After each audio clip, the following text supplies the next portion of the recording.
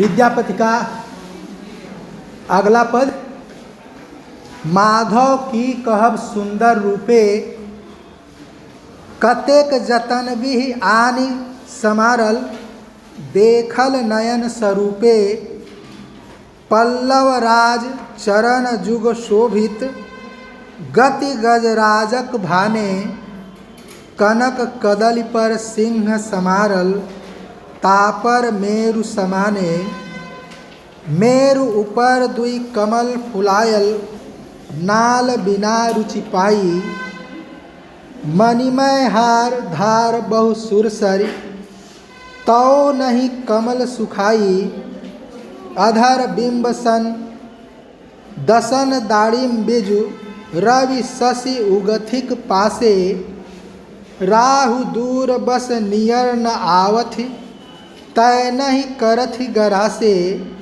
सारंग नयन बयन पुनि सारंग, सारंग तसु समधाने, सारंग ऊपर उगल दस सारंग, केलि करथि मधुपाने, भनई विद्यापति सुन बर जोवती, एहन जगत नहीं आने, राजा शिव सिंह रूप नारायण, लखिमा देई पति भाने। विद्यापति दरबारी कवि थे और दरबारी कवि की मानसिकता हमेशा दरबार में प्रशंसा अर्जित करने की होती है। दरबारी कवि युद्ध क्षेत्र में राजाओं की प्रशंसा के गीत गाया करते हैं और शांति के समय में श्रृंगार की रचनाएं करते हैं। विद्यापति ने नाम राधा कृष्ण का लिया है, लेकिन वस्तुतः ऐसे पदों में उनकी श्रृंगारिक भावना ही मूल में है। परंपरागत उपमानों के माध्यम से इस पद में भी विद्यापति ने राधा के सौंदर्य का वर्णन किया है।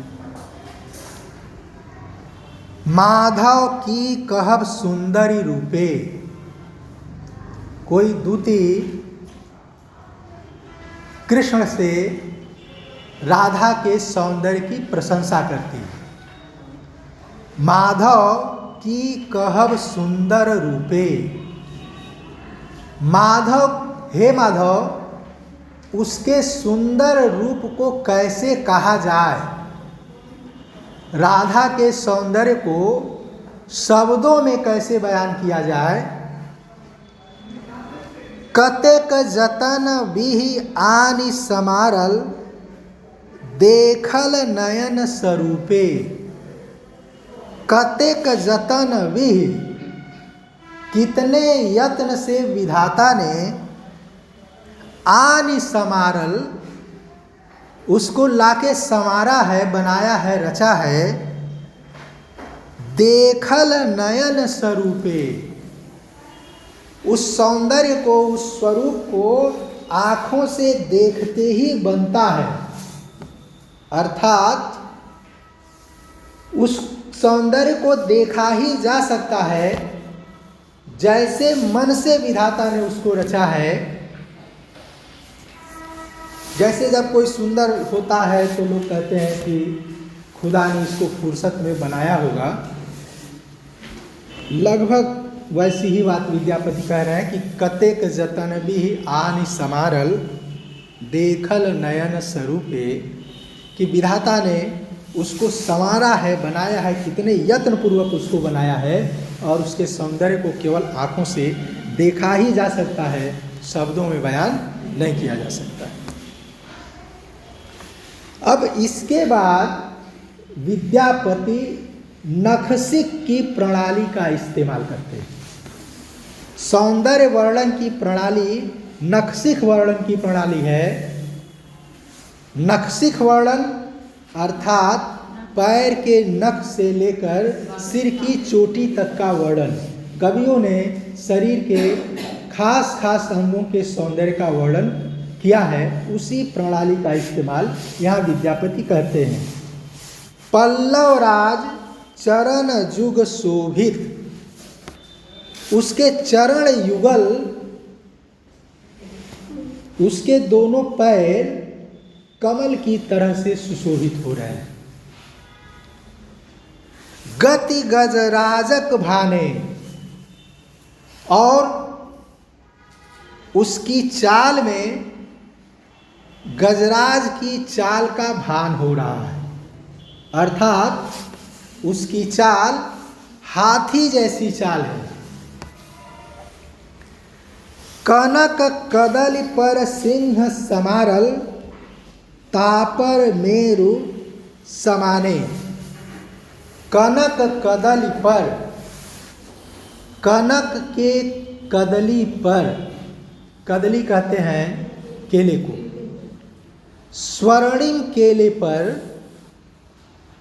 सिंह समारल, सिंह बैठा हुआ है। यहाँ कनक कदली जांघों की सुडौलता के लिए है,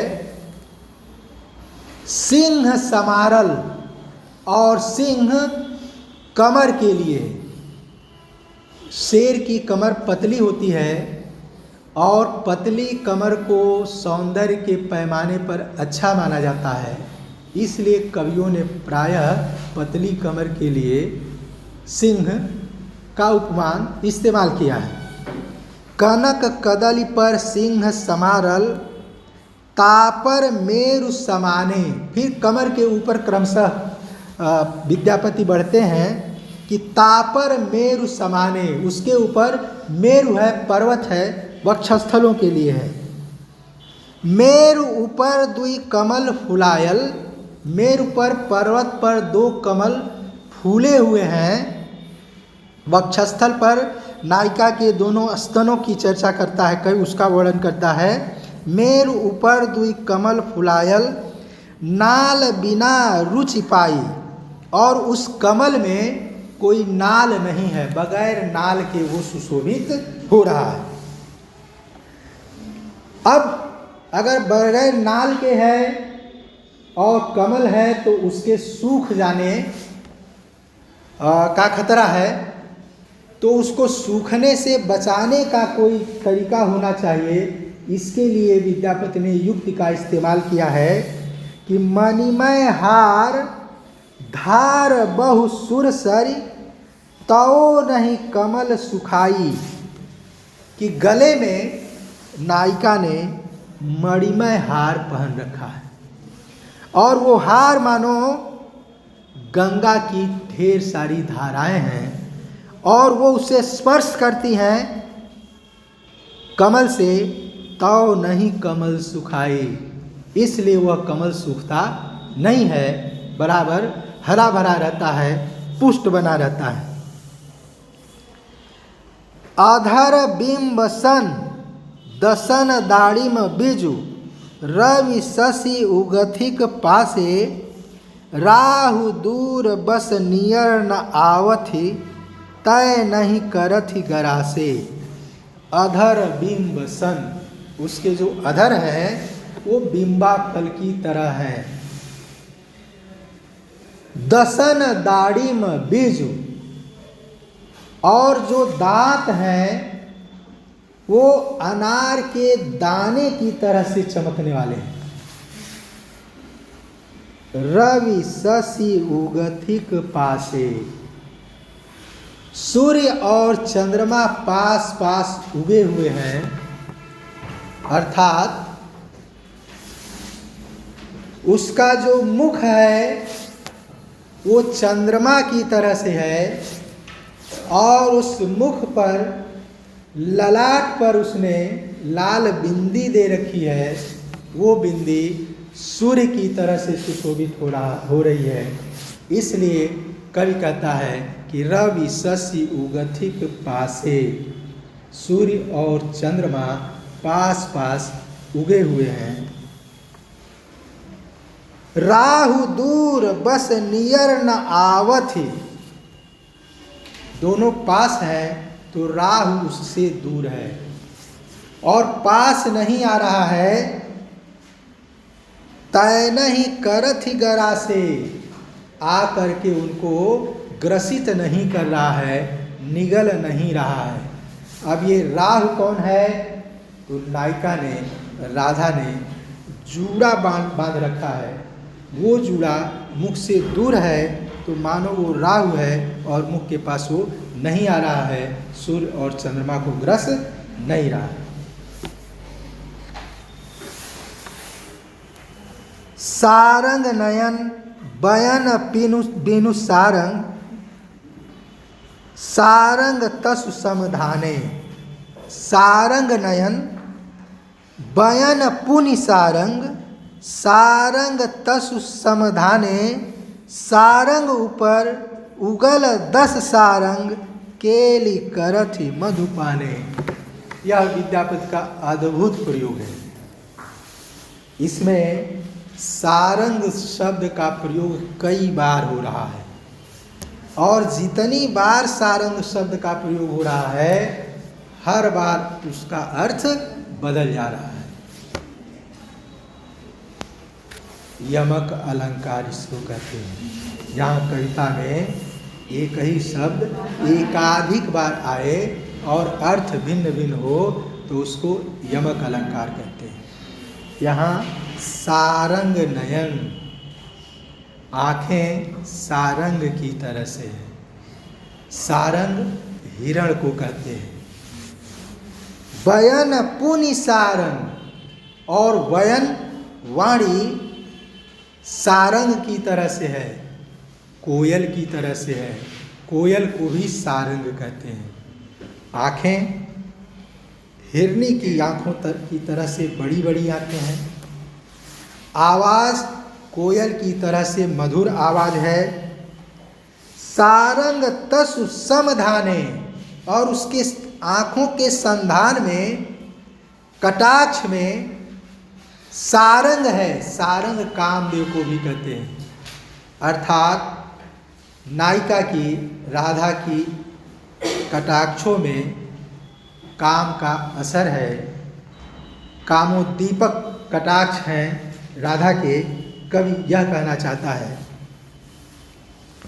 सारंग ऊपर उगल 10 सारंग, सारंग के ऊपर 10 सारंग उगे हुए हैं। अब सारंग का अर्थ हुआ कमल। उसका मुख कमल की तरह से है, और कमल के ऊपर 10 सारंग उगे हुए हैं, अर्थात 10 भंवरे हैं। ये भंवरे क्या हैं? बालों की लटें हैं। जूड़ा बांध लेने के बाद भी कुछ बाल आगे लटकते रहते हैं। तो कवि की कल्पना यह है कि उसका मुख कमल की तरह से है, और जो लटें हैं, बाल हैं, वो भंवरों की तरह से हैं। तो उसके कमल जैसे मुख पर जहाँ तहाँ बाल दिख रहे हैं। भनई विद्यापति सारंग ऊपर उगल 10 सारंग, केली करथि मधुपाने। अब कवि की मौलिकता यह है कि वो भंवरे चुपचाप बैठे नहीं हैं। अब लटे हैं तो नायिका के चलने पर लटें कुछ हिलेंगी डुलेंगी, हवा के असर से भी थोड़ा हिले डुलेंगी। तो कवि की कल्पना यह है कि मानो भंवरे मधु का पान किए हुए हैं और क्रीड़ा कर रहे हैं, खेल रहे हैं। मधुमत्त भंवरे, मधु से मत वाले भंवरे उस कमल पर क्रीड़ा कर रहे हैं। यानी कमल जैसे मुख पर बाल की लटें इधर उधर हिल डुल रही हैं। भनई विद्यापति सुन बर जोवती, एहन जगत नहीं आने। विद्यापति कहते हैं कि सुन बर जोवत, यह जो श्रेष्ठ युवती है, एहन जगत नहीं आने, इस जगत भर में कहीं अन्यत्र नहीं है। राधा का सौंदर्य अद्वितीय सौंदर्य है। इस धरा पर, इस संसार में ऐसा सौंदर्य दूसरा देखने को नहीं मिलता है। राजा शिव सिंह रूप नारायण लक्ष्मा देवी पति पाले। यह लक्ष्मा देवी के पति राजा शिव सिंह रूप नारायण इस सौंदर्य के बारे में जानते हैं या उस सौंदर्य का अनुभव वही कर सकते हैं, माने उस सौंदर्य को वही समझ सकते हैं, कवि यह कहना चाहता है। अर्थात विद्यापति इसी बहाने अपने राजा, जिसके वो दरबारी कवि थे, उसके साहित्य कला और सौंदर्य कि वो आंकने की क्षमता को व्यक्त करने की कोशिश कर रहे हैं। तो परंपरागत उपमानों के माध्यम से नक्सिक वर्णन की प्रणाली को अपनाते हुए विद्यापति ने अतिशयोक्ति, रूपक अलंकार, यमक अलंकार के माध्यम से राधा के सौंदर्य की यहाँ अभिव्यक्ति की है।